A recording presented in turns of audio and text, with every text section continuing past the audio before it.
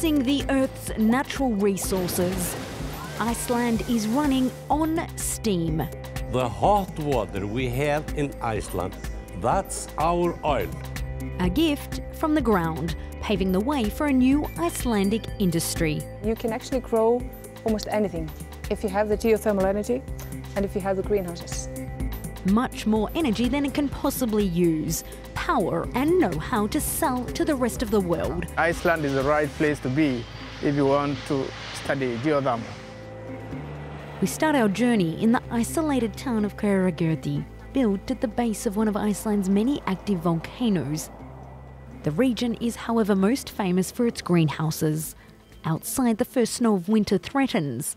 Inside, it's a balmy 25 degrees. Hello. Hi. I'm Mairead. Hi, I'm Guri. Welcome. Nice to meet you. I've been told something rather special is growing in here. Can you tell me about it? Yeah, this is our tropical greenhouse. So in here we actually grow tropical plants, which is quite funny when you think this is Iceland. What are we growing in here? We are actually growing bananas, like these here, and we've been growing them for something like 50 or 60 years. We also produce coffee, and we have some oranges in here, and figs, and of course various tropical plants. So how is it possible that we can be in Iceland where it's freezing outside and see tropical bananas in here? It's thanks to these pipes, is that right? Can you explain? Yeah, the thing is, when you have geothermal energy and you get the power straight from the ground, and if you have the know-how to lead it into the pipes and you can build greenhouses, then the combination of both, you can keep the heat inside the greenhouses and you can grow anything. Alongside this tropical demonstration lies a genuine agricultural market. 70 hectares of greenhouses across the country. Inside they grow tomatoes, cucumbers and sweet peppers, the fruits of their labour now being sold on a commercial scale. We actually do produce about 70 to 75% of all tomatoes consumed per year in Iceland. We also produce about 95% of all cucumbers.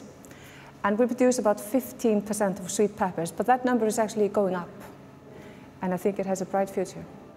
Iceland is perfectly placed to exploit this energy courtesy of the Earth. It sits across two tectonic plates which shift apart 2 centimetres each year. A movement which frees heat trapped below the surface.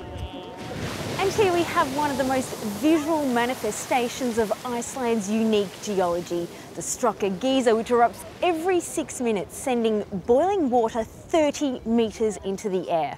A powerful force of nature which is also being used to power the country. It's at one of Iceland's 5 geothermal plants that the high-pressure water and steam is transformed into electricity. This basic procedure, conducted on such a grand scale, is both a source of foreign interest and national pride. I say always, the hot water we have in Iceland, that's our oil. But it's cheaper and so clean we can drink it. A quarter of the electricity consumed on this island comes from geothermal sources. The rest is from hydropower, making the country's electricity mix 100% renewable. What's happening here is quite simple. At this power plant, they've drilled holes 3 kilometres under the ground where the water is a scorching 350 degrees. The steam then rushes up and powers these enormous turbines for electricity, with the leftover water used to heat people's homes. Yeah. Iceland's water is some of the purest in the world. This is a Kenyan coffee made using Icelandic water, hot water. It's nice. Charles is a geophysicist from Kenya, studying in Iceland. His home, like 90% of all households here, is heated with geothermal water. Real hot. Even at the middle of the winter, it never gets cold in the room. So it's hot. Today there's a field trip to a geothermal site 1 hour out of the capital. Charles is joining 2 Icelandic experts on the ground. This morning they're taking a sample from an existing well to assess its chemical components. In the steam there's water, but also hydrogen sulfide, which can be dangerous in high doses. We're just looking for change, or actually hoping not to see change. As a Kenyan, Charles has a particular interest in this technology. His country was the first African nation to drill for geothermal power, and is now looking to mimic the Icelandic success story. Kenya's geothermal potential is huge, and Charles plans to play a role in exploiting it. I came all the way from Kenya, so many miles away, just to study geothermal in Iceland, so that when I go back, I'll be able to implement this kind of project back at home. I have no doubt in my mind that Iceland is the right place to be if you want to study geothermal technology. Charles's scholarship at the United Nations University in Reykjavik was jointly funded by the Icelandic government and the UN. Since the late 70s, more than 500 students from 50 developing countries have graduated from the course. That was my group, the year 2009. These people come from several countries, mainly the Andean countries, from Kenya, Yemen, and Djibouti, and many, many other countries. Iceland's White House is unmissable in this barren landscape. Its resident is the most ardent advocate of the nation's geothermal expertise. Here you have this the city in the background and all these houses heated with geothermal. And because there is no smoke and no pollution, you have this extraordinary visibility 50, 60 kilometers away, because the air is pure, I mean, absolutely pure. President OLAFUR RAGNAR GRÍMSSON has welcomed us to his home. During his 5 terms in office, he's been outspoken on the issues of renewable energy and climate change. You've been travelling the world promoting Icelandic geothermal expertise. Are countries now turning to you for clues on how they too can exploit this resource?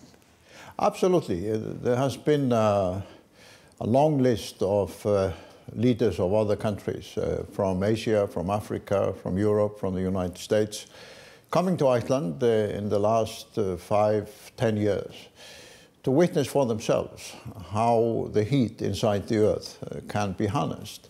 So I see this outreach to other countries in different continents, not just as enterprise in introducing technology and good clean energy business practices, but also almost as a moral duty to make our contribution to prevent climate change as effective as possible. Renewable sources of energy, including geothermal, all have some impact on the environment. Is there any risk that Iceland could go too far in exploiting this resource? No, I don't think so. We have been very careful, both in selecting places, but also how we organize the exploration. And although there are some environmental impact, compared to oil and coal, there is absolutely no comparison. Iceland already produces more energy than it can possibly use, much of this from geothermal sources. When do you realistically believe that you can begin to export some of this excess?